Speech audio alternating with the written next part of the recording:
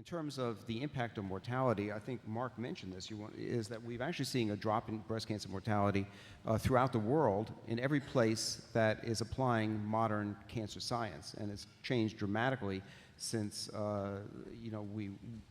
many of us got into the field. And I want to emphasize by that it's not just mammography and early detection, which absolutely reduces breast cancer mortality. It is not just improvements in therapy. It is not just discovery of new drugs. It's the whole package working together.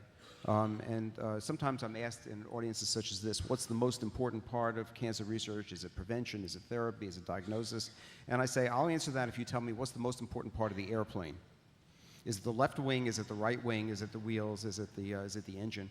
The fact is, it's the whole airplane working together, and that is one of the major reasons why BCRF has such a diversity of research, that we don't focus in on one area, but we focus in on all areas, including survivorship and including quality of life issues, which are not represented here today, but are an important part of our portfolio of research, because the whole thing working together that really makes a difference. Let's get another couple questions. I just want to make one quick comment about this mortality for breast cancer, because this is absolutely essential.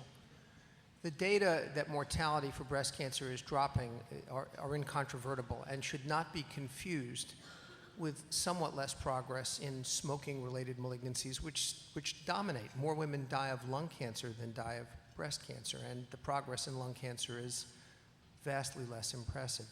Secondly, when you look at population-based numbers, you have to be aware that every human being living in this country is not as lucky as many of us are. I work at a hospital, Jackson Memorial Hospital, where the average breast cancer that we see is about 4 centimeters, not quite 2 inches. At Sylvester, across the street, it's about 8 millimeters.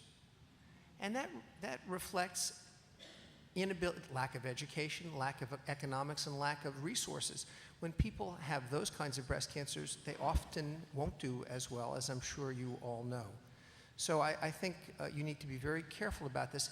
In addition, the statistic, and I realize that people can say that statistics are like a drunk leaning against a lamppost, more for support than illumination, but I thought that was pretty funny.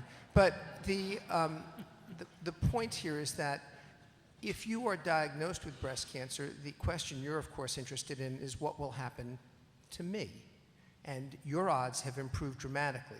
But more women than ever have been getting breast cancer because of a lot of epidemiologic factors that we are only now fully beginning to understand. For example, 5 years of Prempro doubled the incidence of breast cancer. But even despite that kind of fact, the mortality rate is most emphatically dropping.